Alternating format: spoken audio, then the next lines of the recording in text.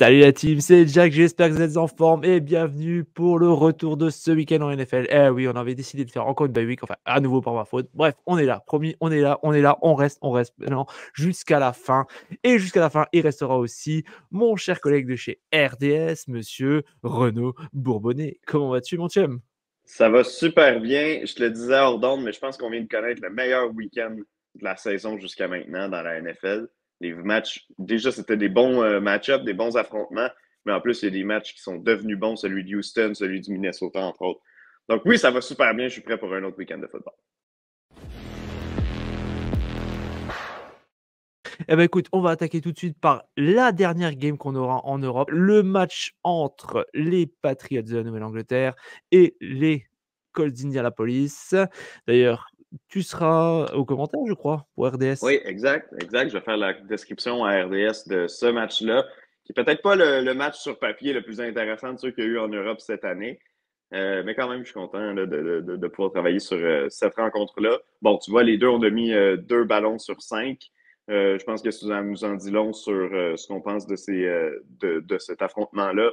D'un côté, les Patriots, qui, ben, je pense qu'on a tous abandonné sur le fait qu'ils pourraient être spéciaux cette année. Moi, en début de saison, j'étais un peu plus optimiste que la moyenne. Je les voyais pas comme une grande équipe, on s'entend, mais je pensais que c'était une équipe qui allait jouer autour de 500. Puis là, finalement, ben, on l'échappe complètement en ce moment. Là, le match contre Washington le week-end dernier, on aurait pu aller le chercher. On a eu l'occasion, on avait le ballon en fin de match.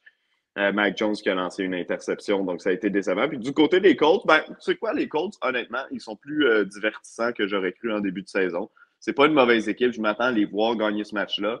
Maintenant, je m'attends pas à les voir participer aux éliminatoires. Puis c'est pas non plus l'équipe la plus spectaculaire, donc c'est pour ça que j'ai mis 2 ballons sur 5. Écoute, je te rejoins à 100% sur ça.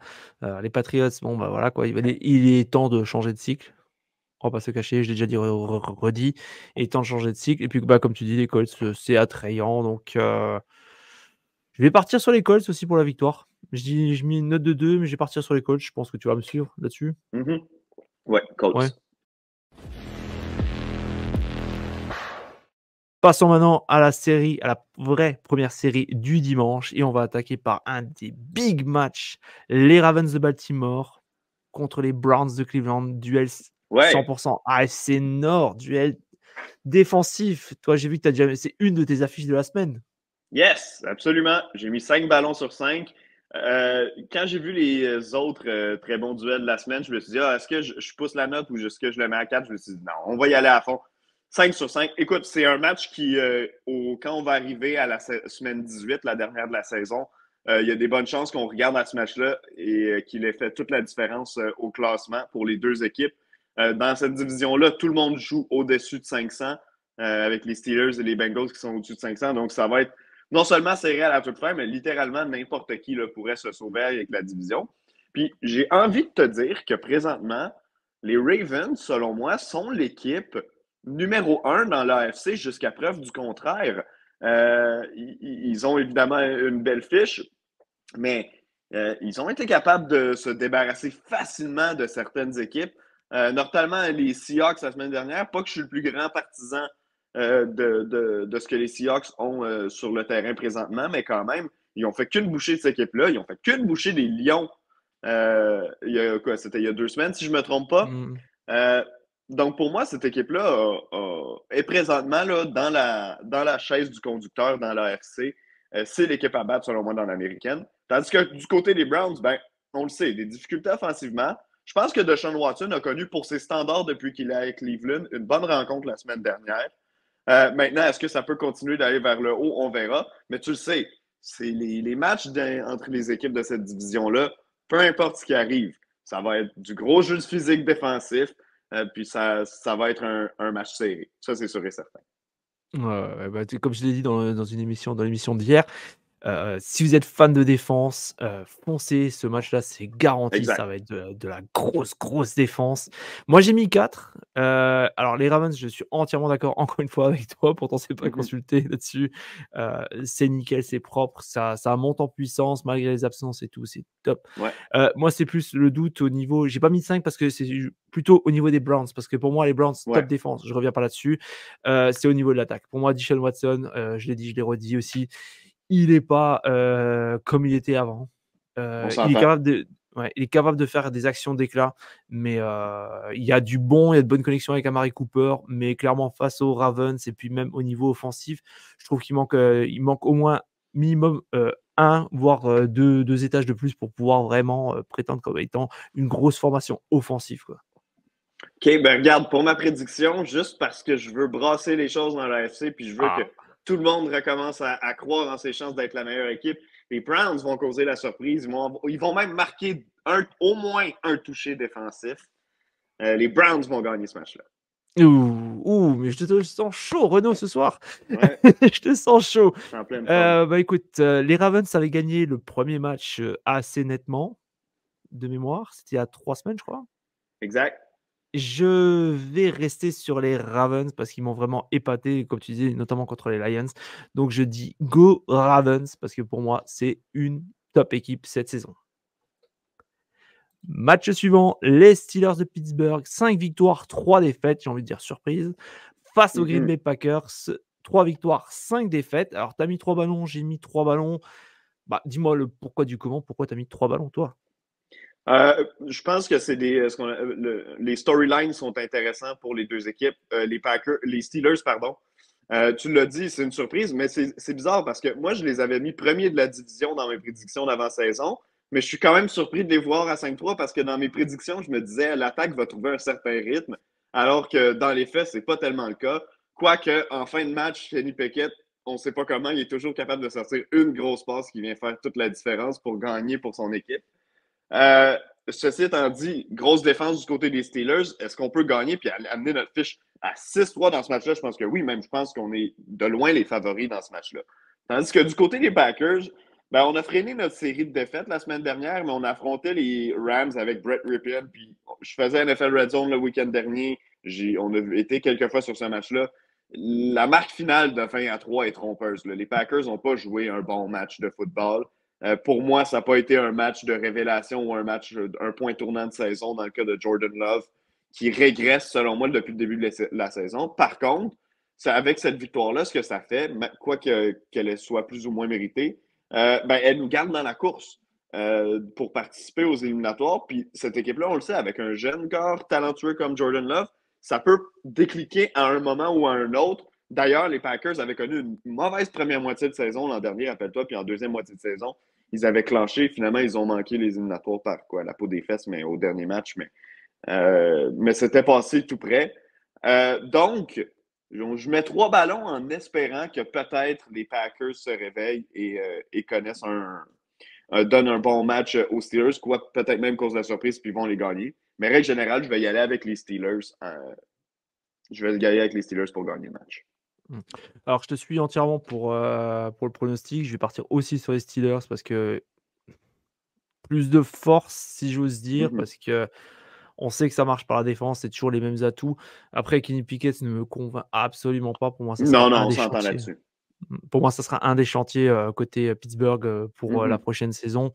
Même au niveau offensif, il va falloir quand même travailler pas mal parce que même Najee Harris, je le trouve pas étincelant, il y a pas vraiment beaucoup de joueurs, enfin, moi, en tout cas, comme ça, de base, quand tu me parles des Steelers, heu, j'arrive pas vraiment à te donner un joueur offensivement qui est capable de te un top joueur, quoi.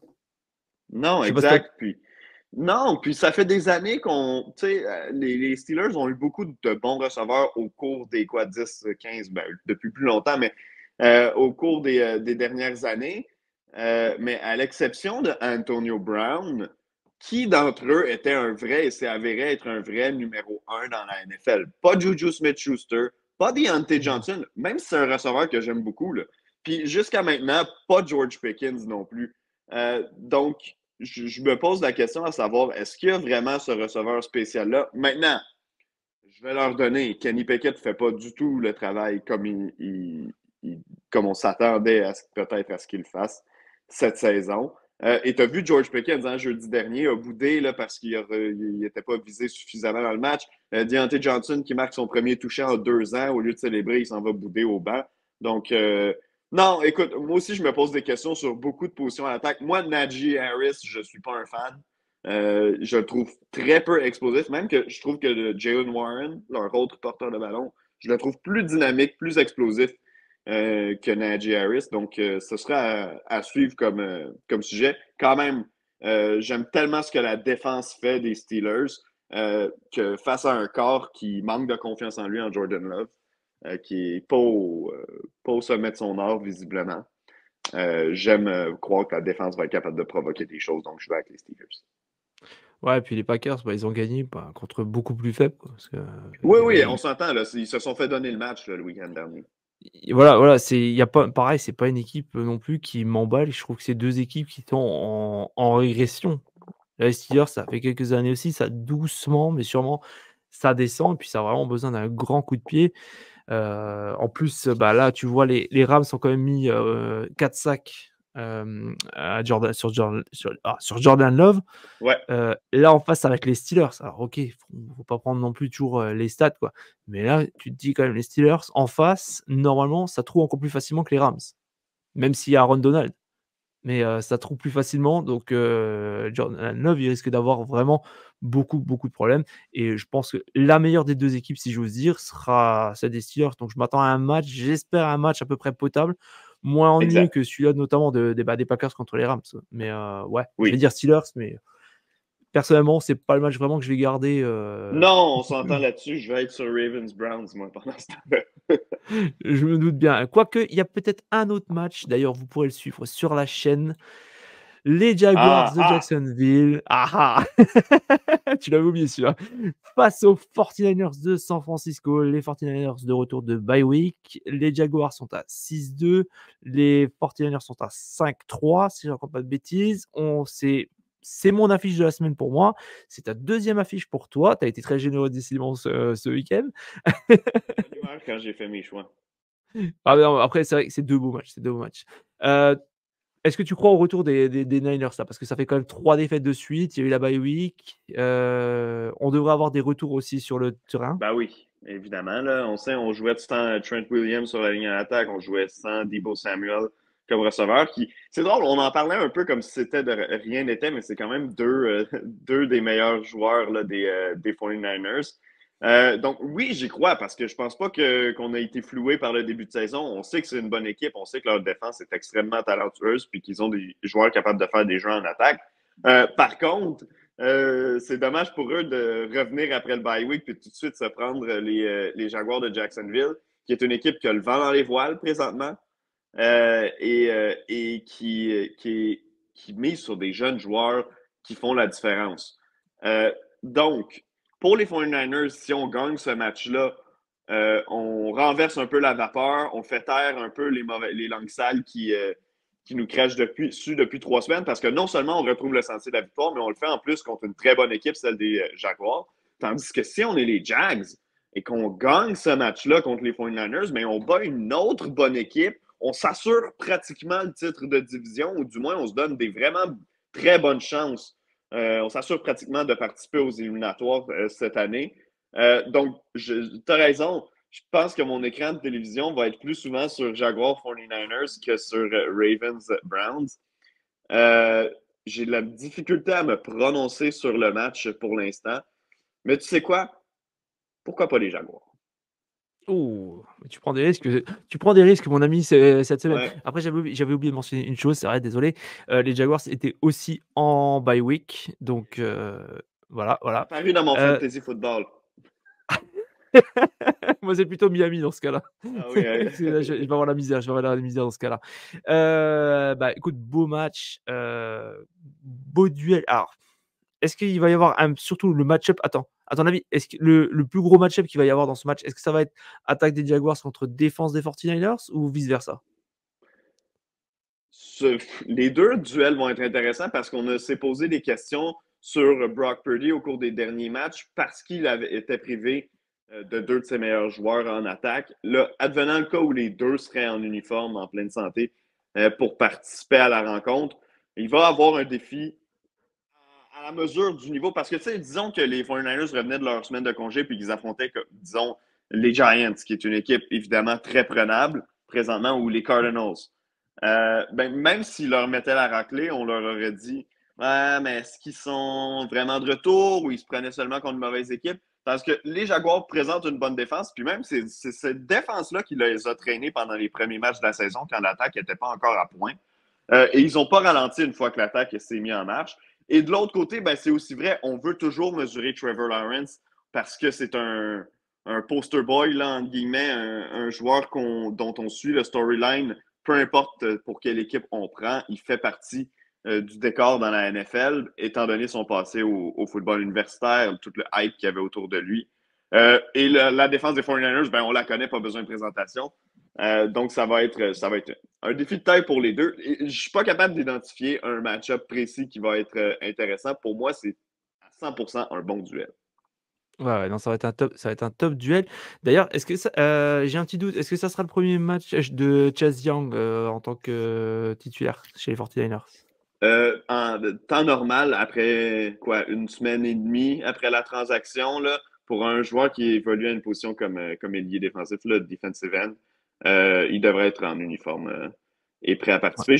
Je te dis ça là, sans confirmation, puis on s'entend qu'aussi il y a beaucoup de choses qui peuvent arriver Oui, entre oui, oui. on enregistre le mardi Mardi soir. jusqu'à dimanche. Donc on verra, mais en temps normal, je vois pas pourquoi il serait pas. Mmh. Allez, moi, je vais partir sur les 49ers. Je crois en cette équipe. Je crois, là, ils m'ont déçu là pendant 3 semaines. Là, j'y crois. Allez, je dis go Niners. On y va. Allez, match suivant, les Vikings du Minnesota face aux Saints Ouais. de la Nouvelle-Orléans. On a mis tous les 2 3 ballons. Alors, vers qui ton cœur penche le plus? Ben, en ce moment, pour les Vikings, c'est difficile d'aller contre. Hein? Tu as vu ce qui s'est passé la semaine dernière. Joshua Dobbs qui arrive. Les joueurs de ligne à l'attaque connaissent même pas sa cadence pour remettre le ballon. Il ne connaît même pas encore le nom de tous ses coéquipiers. Kevin O'Connell, son entraîneur-chef, qui doit lui expliquer les jeux au fur et à mesure pendant qu'il est sur le terrain dans son oreille, réussit à gagner le match de façon spectaculaire. Ça continue la séquence de victorieuse des Vikings. Si je ne me trompe pas, ils ont gagné 6 de leurs 7 derniers matchs. Bref, peut-être que je me trompe dans ma séquence. Peu 5 importe, ils sont victoires, sur une. alors 1, 2, 3, 4 victoires de suite, ils en sont. Ouais, voilà. Bon, 4 victoires de suite pour les Vikings. Et si je ne me trompe pas, c'est aussi 5 en 6. Bref, euh, ils, euh, ils sont dans le portrait. Puis Joshua Dobbs leur a donné une chance de gagner, puis ils l'ont fait. Et là, contre les Saints, qui sont une équipe qui, étant donné leur division faible, vont toujours être dans le portrait, vont toujours avoir quelque chose à gagner. Ben, c'est un défi intéressant parce que là, Joshua Dobbs, avec une semaine d'entraînement dans le corps, à connaître un peu mieux le nom de ses coéquipiers, va affronter une bonne défense, celle des Saints. Mais l'attaque des Saints, elle, n'est pas dévastatrice, donc c'est pas comme si ça allait prendre nécessairement 30 points pour battre les Saints.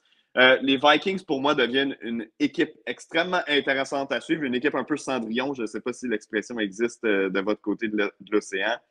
Euh, On le dit autrement, mais oui, ouais, c'est bon, l'équipe voilà. en fait, c'est le petit poussé on dit, nous. On dit plutôt petit Exact, poussé. exact, c'est vrai, je suis déjà allé en France et j'ai entendu cette expression-là. Mais bref, Ah pas de souci. donc les Vikings peuvent être les petits poussets de la NFC cette année. Donc oui, ça va être intéressant. Puis je vais prendre les Vikings parce que je trouve que c'est l'histoire la plus emballante. Les Saints, honnêtement, de les voir en éliminatoire, je m'en fiche un peu. J'ai pas confiance en cette équipe-là. Derek Carr a de la misère à pousser le ballon. Là, c'est vrai qu'on utilise de plus en plus Taysom Hill, puis qui a été impliqué sur 2 touchés des Saints le week-end dernier. Mais quand même, là, je suis Vikings dans ce match-là. Ouais, je vais dire aussi Vikings, on va surfer sur les 4 victoires consécutives. Comme tu disais, les Saints, je suis entièrement d'accord, hein, à nouveau, par contre, j'en avais parlé justement dans l'émission de hier. Dans Oui. l'émission d'hier, hem, pour moi, les Saints, il y a un problème offensif. Alors, reste à déterminer, bah, d'ailleurs, c'est quoi ton avis là-dessus? Est-ce que selon toi, est-ce que le problème viendrait des joueurs ou est-ce que ça viendrait peut-être du coaching staff? Ah, ben pour moi, Derek Carr fait pas le travail. Là. Ça, c'est officiel. Je suis pas un grand fan de Dennis Allen, l'entraîneur-chef des Saints, personnellement. Par contre, je trouve qu'il y a des éléments clairs dans l'exécution chez les Saints, au-delà du choix de jeu.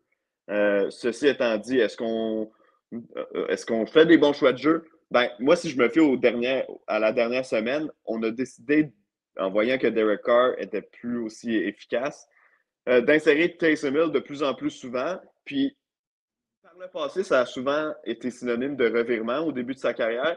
Mais là, présentement, c'est plus synonyme de points, puis ça, c'est positif pour les Saints. Donc, je veux dire que le coaching, on peut lui donner le mérite de s'être adapté puis d'essayer des nouvelles choses. Maintenant, combien de temps est-ce que ça va marcher? Ça, c'est une autre chose. Mais pour moi, Derek Carr est vraiment au cœur des raisons pour lesquelles les Saints ne performent pas cette année. Bah, écoute, moi j'ai justement, j'en avais parlé déjà, mais je suis pas un fan déjà du coach, du head coach des Saints Ouais. et pour moi, je pense que c'est ça le problème. Parce qu'il y a trop de talent pour que ça soit les joueurs. En plus, on sait que Carr, c'est quand même un joueur qui est pro dans sa manière de faire, de jouer Mhm, et mhm, d'évoluer. Heu, tu as des mecs quand même qui sont capables de faire quelque chose et bizarrement ça ne matche pas. L'année dernière, c'était pareil, ça ne matchait pas tellement au niveau des Saints. Donc je mhm. pense que ça viendrait plutôt d'un problème de coaching. C'est vrai que j'en ai parlé déjà souvent de cette équipe des Saints et que le coach, Ouais. je suis pas un fan, mais je leur laissais le bénéfice du doute. Là, je pense qu'en fin d'année, si ça continue de pas évoluer assez, je pense qu'il faudrait peut-être s'interroger justement à ce niveau-là parce que pour moi, c'est là qui est le problème. Ben ça, règle générale, je suis d'accord avec toi parce que moi, dès l'an dernier, je n'étais pas adepte de la façon dont Dennis Allen gérait son équipe. Donc, écoute, je suis pas prêt à balayer ton opinion. Au contraire, je pense que c'est un point de vue très valable. Par contre, je vais marteler là-dessus quand même si c'est un joueur que j'ai beaucoup aimé durant sa carrière. Pour moi, Derek Carr sous-performe là, cette année. Mmh, ouais, peut-être il y a peut-être un petit peu de ça aussi. Match suivant, ça pourrait être un très, très beau match d'ailleurs. Les Bengals de Mhm. Cincinnati, 5 victoires, 3 défaites face aux Houston Texans, 4 victoires, 4 défaites. On a mis tous les 2 4 ballons. Beau match en perspective. En perspective, oui, surtout avec ce qui s'est passé le week-end dernier, la victoire dans les dernières secondes, CJ Stroud, le héros face aux Buccaneers de Tampa Bay. Donc, mon 4 ballons est évidemment placé selon le potentiel du match parce que ça pourrait aussi être un match à sens unique si les Bengals ne font qu'appuyer dans le fond tout le long. Moi, je vais être honnête avec toi. Présentement, je pense que les Bengals vont gagner le Super Bowl. Puis je pense que Joe Burrow va être le MVP de la saison une fois le calendrier terminé. On le voit à toutes les années connaître des mauvais débuts de saison. Puis à chaque année, on dirait qu'on se fait des soucis avec ça. Là, cette année, en plus, il était blessé. Là, ça paraît après la semaine de congé, il est revenu. Ils n'ont jamais vraiment été inquiétés passer le premier quart contre les Bills. Euh, Joe Burrow était de loin supérieur à Josh Allen, selon moi, dans ce match-là. Puis on l'a vu, là, il est capable de faire des jeux avec ses jambes en plus. Il est capable d'étirer le jeu pour donner la chance à ses receveurs de se démarquer dans les zones profondes. Donc, non, moi, je suis 100% sur le bandwagon des Bengals en ce moment, mais j'aimerais tellement voir CJ Stroud avec une autre performance signature, dire hey, cette fois-ci, non seulement je viendrai tenir tête à une équipe, mais pas comme je l'ai fait la semaine dernière en gagnant dans les dernières secondes. Maintenant, tête et peut-être même en battant une des meilleures équipes de toute la NFL, les Bengals de Cincinnati. Puis ça ramènerait un peu aussi le bandwagon, les gens comme moi qui s'emballent présentement sur les Bengals sur terre. Par contre, je vais y aller avec Cincinnati dans ce match. D'ailleurs, petite précision, normalement Ja'Marr Chase n'est pas sûr à 100% de jouer le match, hein. Exact. Mais Donc c'est pas grave pour moi. La clé, je préfère les Bengals avec Joe Burrow en santé que les Bengals avec Jamar Chase en santé. On s'entend, je préfère les Bengals avec les deux en santé. ouais, ouais, non, non, je te rejoins à 100. Après, je pense que les Texans, ça sera encore un peu trop faible Ouais. pour vraiment, être, ils vont peut-être venir chatouiller les Bengals, mais ça va Mhm. normalement, je dis bien, ça doit s'arrêter là. Les Bengals, par contre, j'ai regardé le match, waouh, waouh, franchement, waouh, comme tu as dit, pour moi, le score, c'est pas vraiment ce qu'on a pu voir dans le match. Pour moi, c'était ils les écrasaient, quoi. Mhm. Offensivement, défensivement, je voyais que du Bengals, quoi. Les Bills, Exact. ça avançait, mais c'était laborieux, quoi. Le score, tu vois le score, tu Pas te dis: «Bon, ça indicateur devait être du un match. match, ouais, ça devait être un bon match». Bah, au final, moi, je l'ai regardé, j'ai dit: «C'est tout le score?» Ils auraient dû gagner de plus, quoi, hein. Ouais, Parce que exact. Non, on s'entend. Ça aurait pu être un pointage beaucoup plus élevé, là, ce match-là. Puis les Bengals ont montré là, qu'ils étaient une équipe supérieure, selon moi. Puis écoute, on reviendra aux Bills à un autre moment, là. Mais ça commence à être inquiétant là-bas parce que mmh, c'est une chose d'échapper des matchs de temps en temps ou d'avoir des faiblesses puis de se dire hey, on ne peut pas être la meilleure équipe de la Ligue à tous les ans. Mais là, présentement, ça commence à ressembler à une équipe qui est à une ou deux erreurs dans un match qu'elle n'est pas supposée échapper, d'échapper peut-être le match qui va te faire t'empêcher de participer aux éliminatoires. Là, Buffalo, il faut commencer à s'inquiéter. Bah, Buffalo, je pense qu'ils vont quand même peut-être réussir à avoir les playoffs. Là, on a regardé avant au niveau Je, du classement. Au niveau des classements, je, ouais.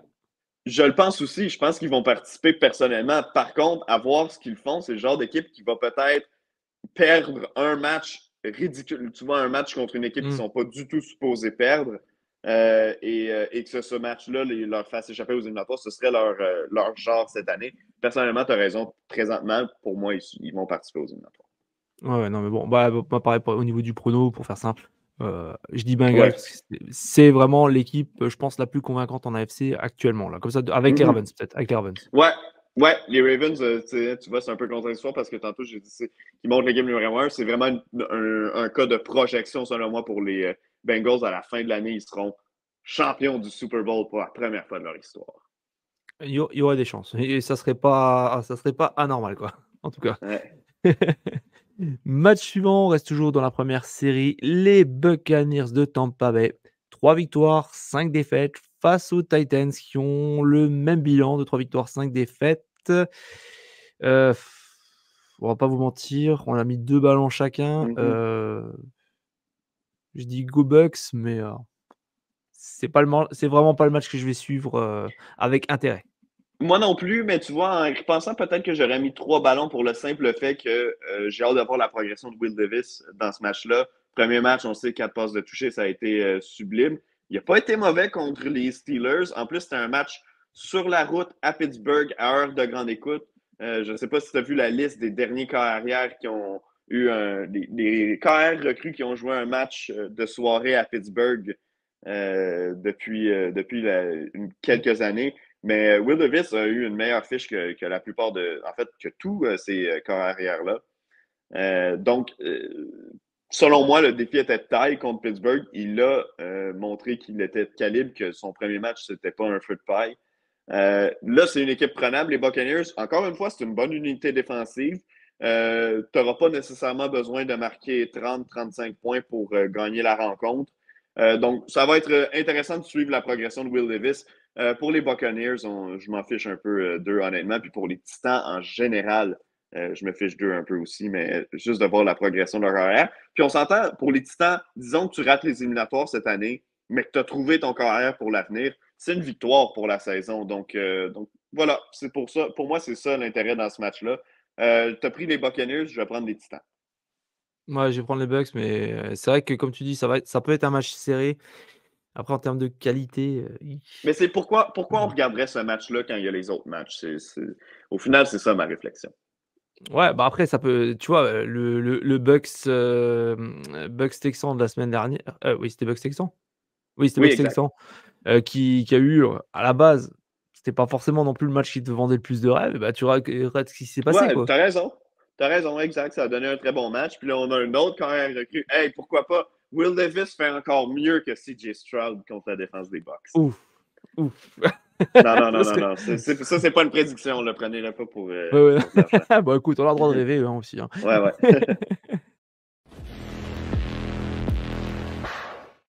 On passe à la seconde série, d'ailleurs la série que vous pourrez suivre, bah, sur la chaîne. On sera en direct comme d'habitude. On commence par les Chargers de Los Angeles face aux Lions de Détroit. Les Lions qui sont de retour de bye week et qui vont avoir un cœur de se rattraper un peu, je pense. Mhm.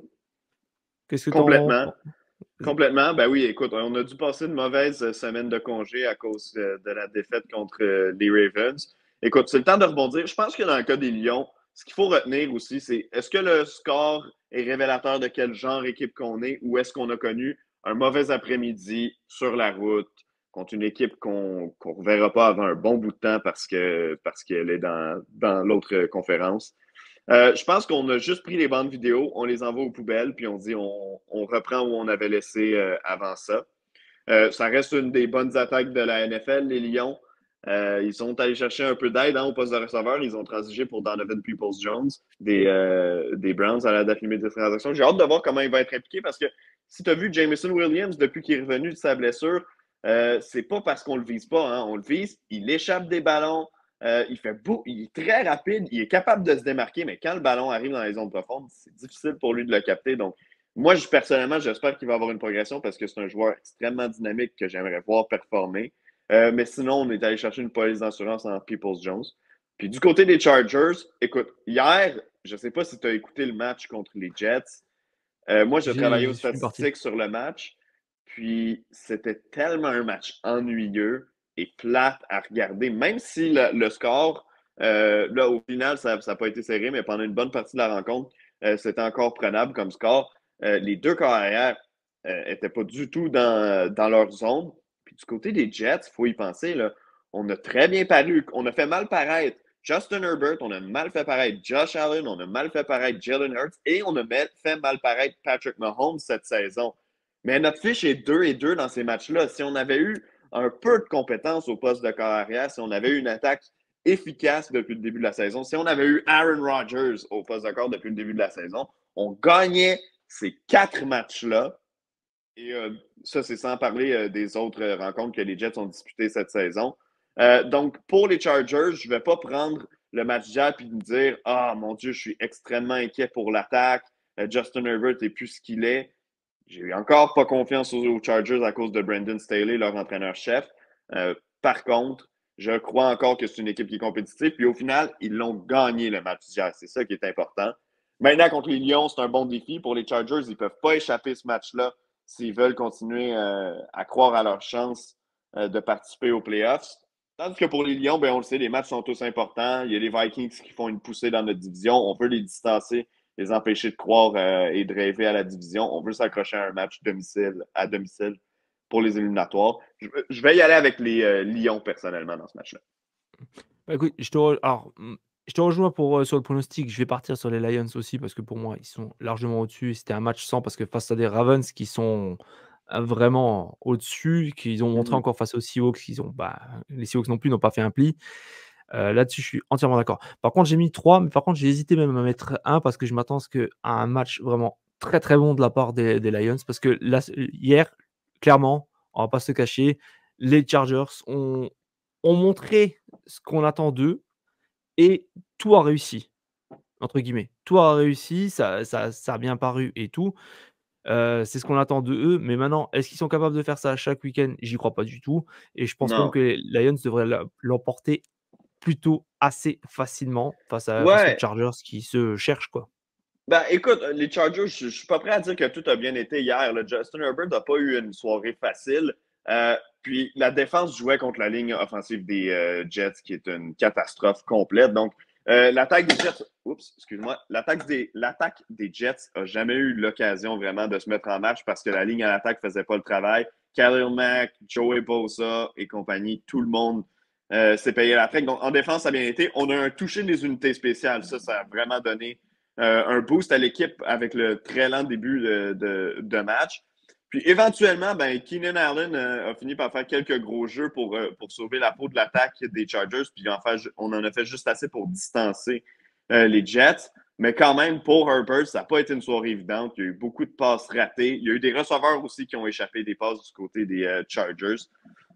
Donc, mais comme je te dis, je ne suis pas encore inquiet avec ça parce qu'on affrontait la défense des Jets qui a prouvé cette année qu'elle est capable de faire mal paraître des carrières. Ouais. Bon, bah, écoute, je pense qu'on va pas, tergiverser plus sur ce match, on est de toute façon d'avis que les Lions vont l'emporter.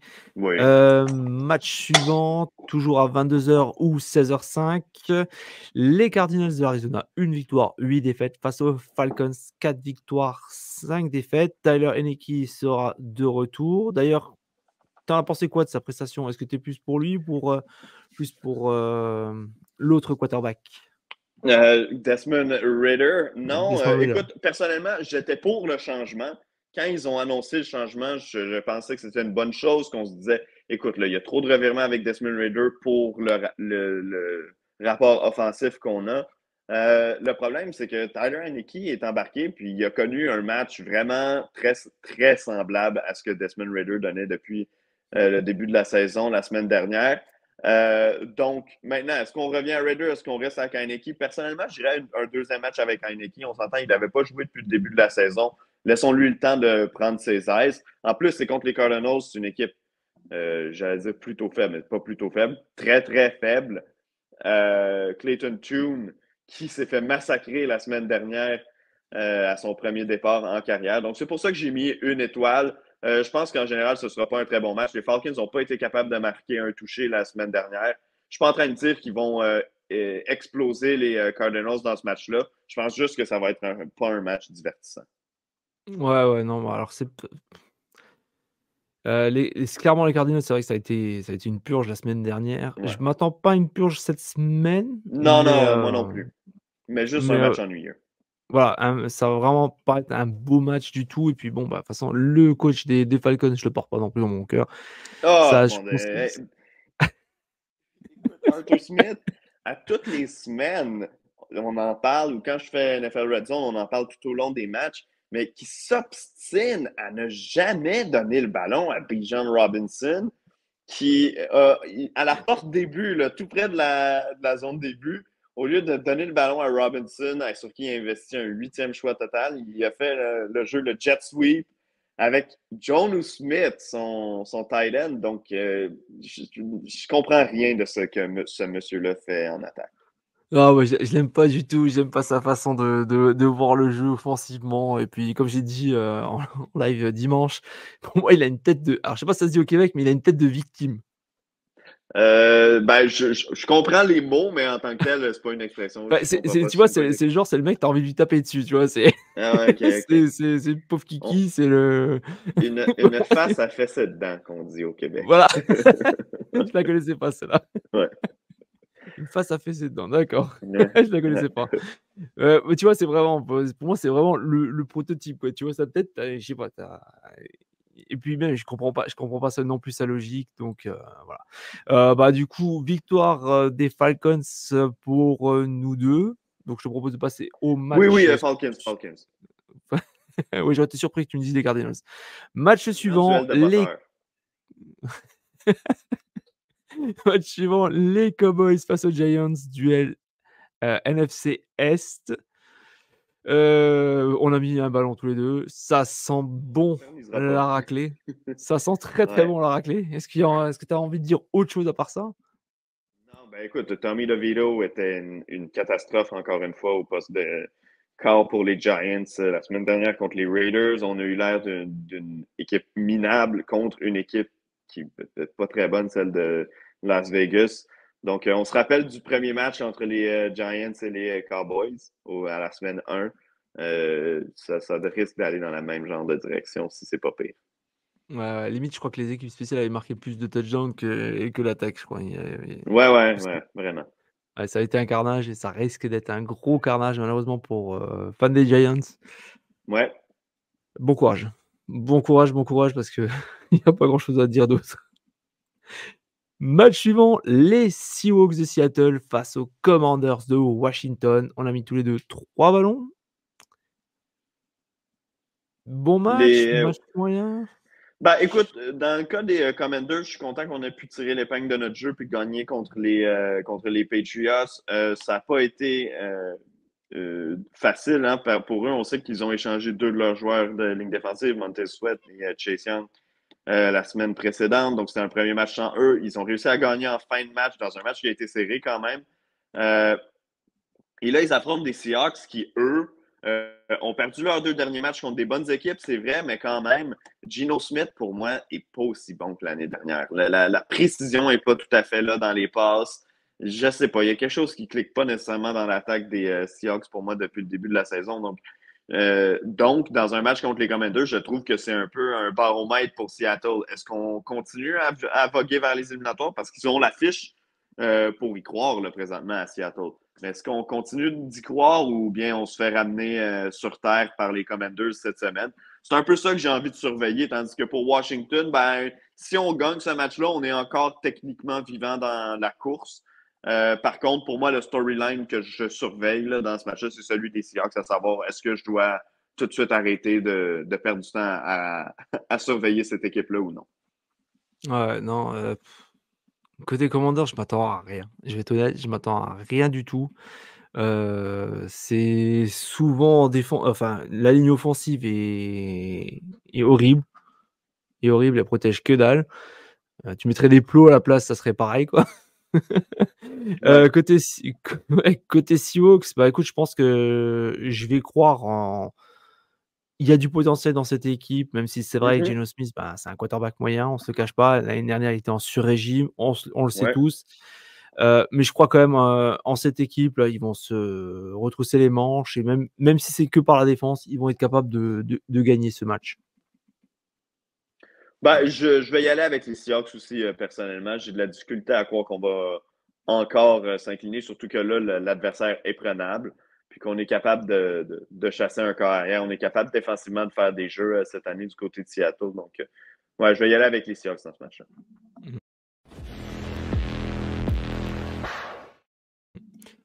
On passe au Sunday night, les Raiders de Las Vegas face aux Jets de New York. Alors, 3 ballons à nouveau. Est-ce qu'on croit en la défense des Jets ou est-ce qu'on croit au renouveau avec le head coach, intérimaire des Raiders? Antonio Pierce, l'homme du peuple à Las Vegas.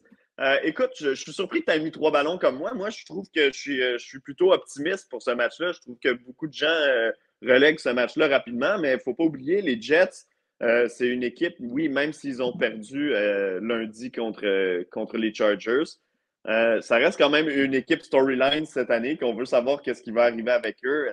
On parle de Karen Rodgers pourrait revenir d'ici la fin de la saison. Ben, est-ce qu'ils vont être capables de garder la tête hors de l'eau d'ici là? Et ça, même si ça n'arrive pas, est-ce qu'ils sont capables de garder la tête hors de l'eau? Une équipe contre les Raiders, si les Jets veulent participer aux éliminatoires, ils n'ont pas le choix de gagner ce match-là. Tandis qu'on regarde du côté des Raiders, moi, c'était une équipe qui ne m'intéressait pas du tout depuis plusieurs semaines. Mais avec le congédiement, je ne suis pas en train de te dire qu'ils vont participer aux éliminatoires, j'y crois pas vraiment. Mais avec Aiden O'Connell, qui a pas mal paru dans son départ la semaine dernière, euh, ça a été le meilleur match offensif des Raiders. Josh Jacobs a eu l'air de Josh Jacobs. Donc, non, je suis quand même intéressé à voir la progression de cette équipe-là. Sont-ils moins mauvais que ce qu'on voyait depuis le début de la saison? Clairement, Josh McDaniels, c'était pas le gars pour mener cette équipe-là. C'était pas le capitaine du navire. On en a peut-être trouvé un avec Antonio Pierce. Donc, non, je trouve que c'est un duel intéressant. Je vais y aller avec les Jets. On dirait que j'aime mieux le storyline des Jets. J'aime mieux voir les Jets dans la course jusqu'à la toute fin que de voir la naissance des Raiders. Donc, Jets. Ouais, alors, on va dire que l'équipe des Jets, comme tu dis, est très, très bonne défensivement. Bon, on va pas revenir sur les arguments. Il y a beaucoup de très bons joueurs ou de joueurs en devenir. Heu, Par contre, malheureusement, elle doit presque vivre ou mourir avec, leur quarterback. Côté Ouais. Raiders, bon, fans des Raiders, ne vous basez pas sur le match des Giants parce que ce match-là, Ben c'était non. les dés étaient pipés donc clairement, la défense a surperformé parce que voilà, il y avait personne en face. Ça pourrait un match qui pourrait partir d'un côté comme de l'autre. On s'entend. Après, putain, c'est j'ai pas confiance en la défense de Las Vegas. J'ai pas confiance du tout en eux. À l'exception de Max Crosby. Voilà, ouais, c'est lui qui fait un peu briller tout ça. Bon, je vais partir sur les Jets parce que je me dis que ils vont pas subir beaucoup de problèmes défensifs parce qu'à part Max Crosby, comme tu dis, il y a personne d'autre vraiment pour mettre la pression. Donc c'est pour ça, je vais partir sur les Jets. Après, ça va être un bon petit match à regarder, un bon Sunday night. Mais Ouais. ouais, je vais partir sur les Jets, mais voilà, je m'attends pas non plus à un match totalement délirant, quoi. Non, non, non, non, on s'entend. Et on termine avec le match entre les Bills de Buffalo et les Broncos de Denver, le match du Monday night. J'ai mis 1, tu as mis 3. Eh oui, Croirais-tu aux Broncos? pas du tout. Par contre, j'ai hâte de voir la réaction des Bills parce que là, première des choses, les Bills, il faut non seulement gagner ce match-là, mais il faut le gagner de façon convaincante si on veut que les gens continuent de croire en nous. Puis je dis continuent de croire en nous. Ça ne va pas ramener ceux qui disent que les Bills s'inclinent dans les gros matchs ou qu'ils ne peuvent pas battre des bonnes équipes. Mais imagine si les Bills gagnent ce match-là en prolongation ou qu'ils ont besoin de tout leur petit change en fin de match. pour battre les Broncos, ou pire encore, s'ils perdent contre les Broncos, la catastrophe que ce serait à Buffalo. J'aime le chaos, j'aime les bonnes histoires. Donc, non, j'y vais avec les Bills, ça c'est sûr et certain, mais je mets le 3 parce que je pense qu'il y a un potentiel de justement voir des Bills cafouiller et eux-mêmes se tirer dans le pied et ouvrir la porte jusqu'à la toute fin. Maintenant, est-ce que les Broncos peuvent être assez opportunistes pour l'emporter? On verra, ce sera une autre paire de manches. J'y vais avec les Bills dans le match, mais je pense qu'on pourrait avoir un match où les partisans des Bills là, vont suer du début à la fin et avoir peur pendant un certain moment. Ouais, oui, oui. Alors, j'ai mis un. D'un côté, j'ai plutôt envie de mettre 2 parce que c'est vrai que quand tu regardes les derniers matchs, il y a pas eu vraiment de gros cartons de la part des Bills. Sur les 5 derniers matchs, tu as peut-être le maximum d'écart que ça devait être 5 points à peu près. Mm-hmm. Je On peut m'attends à une faire un victoire compromis. On peut faire un compromis entre ton 1 2. et mon 3 puis aller à 2. Ouais, Allez, on va mettre 2, on va mettre 2. parfait. Je crois pas du tout aux Broncos, pardon. Les Non, Bills, je non, pense qu'il y a de la hargne, il y a une volonté de vouloir faire mieux, mais comme tu dis, si jamais ils sont obligés de batailler jusqu'à la fin du 4e quart-temps, moralement, là, je pense qu'ils prendront, la claque décisive, qui Mhm. les fera, échouer, quoi. Parce que déjà contre les Bengals, là, je pense que mentalement, ça a dû faire très, très mal, Ouais. parce qu'ils ont perdu un certain ascendant psychologique. Là, si, comme tu dis, ça bug contre les Broncos, ouf, je pense que ça on Ça peut va en aura dire dire long sur la suite des choses pour les Bills. exactement, exactement. Donc je dis Bills, mais m'attends pas à grand chose non plus, Ils quoi. ont des Je choses m'attends à prouver. Ils ont des choses à Voilà, prouver. on les attend clairement, on attend de voir qu'est-ce que ça va donner, mais je suis pas convaincu non plus par ce match. Je pense qu'ils vont gagner, mais ça va pas être terrible. Bah, écoute, c'est la fin de ce week-end en NFL. Je te remercie de nous avoir, accordé du temps. Ben, merci à toi de m'avoir accueilli à nouveau. Puis j'ai hâte de comparer nos prédictions à la fin de la semaine.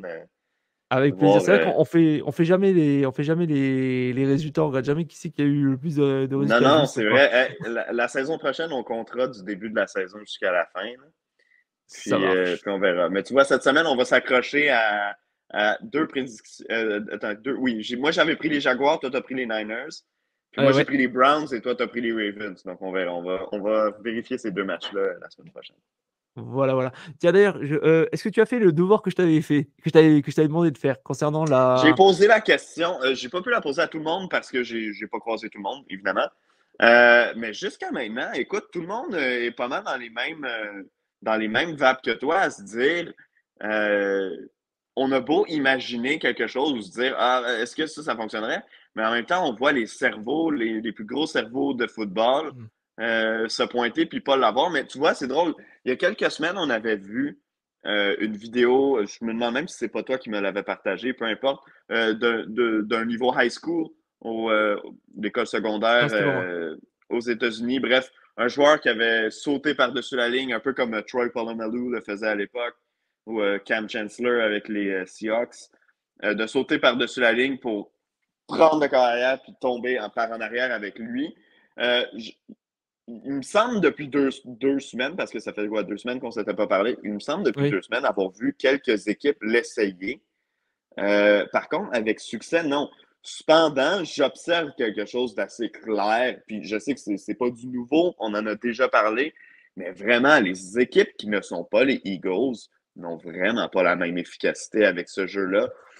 Puis quand on voit les Eagles le faire, c'est qui? C'est Dallas Goddard et A.J. Brown qui poussent, bon, dépendamment du personnel sur le terrain. Puis là, Dallas Goddard est blessé pour quelques semaines, donc ce serait visiblement pas lui. Je sais que j'ai vu Kenneth Gainwell à un certain autre moment, mais bon, Jalen Hurts, on le sait, il est extrêmement puissant du bas du mmh, corps. Quand tu as un gars comme A.J. Brown, puis un Dallas Goddard ou un Kenneth Gainwell pour venir l'aider à pousser, avec une excellente ligne à l'attaque, évidemment, ben, ça donne un peu un cocktail parfait. Tandis que chez les autres équipes, je vois des joueurs en arrière qui sont là pour pousser, mais qui poussent tout croche. Clairement, ça aide pas à aller vers l'avant. L'exécution n'est pas tout à fait au rendez-vous. Donc, non, je dois lever mon chapeau aux Eagles. Ils ont trouvé un jeu pratiquement inarrêtable. Par contre, dans 1 an ou dans 2 ans, quand la ligne à l'attaque, visiblement, elle sera probablement pas la même parce qu'il y a des joueurs vieillissants dessus.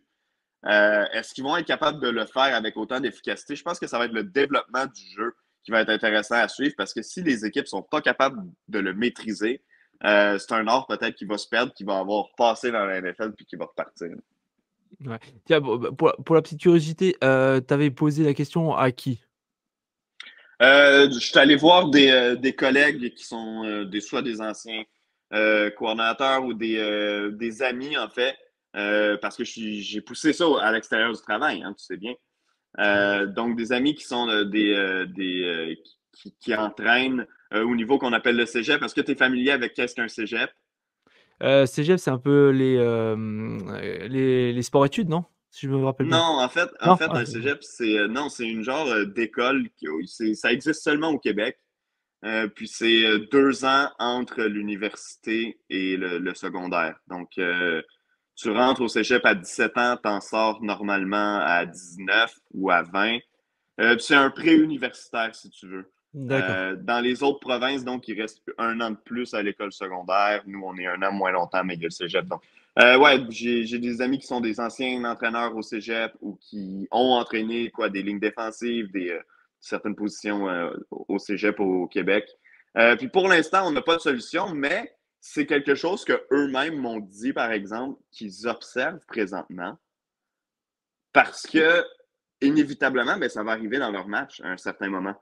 Il y a une équipe qui va l'essayer contre eux. Maintenant, au Canada, on a des règlements un peu différents. Il y a une verge d'espace entre le ballon et les joueurs défensifs. Donc, la stratégie n'est pas déjà la même. Puis en fait, la faufilade avec un corps arrière est déjà plus facile au Canada pour cette raison-là. Dans la CFL, c'est extrêmement difficile sans avoir de joueurs qui viennent pousser. Là. C'est extrêmement difficile d'arrêter une faufilade parce que justement, dès le début du jeu, les joueurs défensifs, les joueurs de ligne défensive doivent être à une verge du ballon. D'accord, ouais. Donc, c'est un peu différent. Mais bref, tout ça pour dire que la recherche n'est pas terminée. Je vais quand même continuer à chercher des réponses parce que moi-même, c'est une question que je me pose là présentement. D'accord, bah, si jamais tu as la réponse, tu nous la donnes. Absolument. Ça marche. Bah, écoute, merci bien et merci aussi à vous de nous avoir suivis. N'hésitez pas à partager, à commenter et aussi peut-être à nous poser vos questions. Si vous avez envie de poser des questions à Renaud ou à moi-même, n'hésitez pas, on se fera plaisir d'y répondre. On vous souhaite, bah, de bons matchs et on vous dit à la semaine prochaine, c'est promis. Sur ce, ciao la team.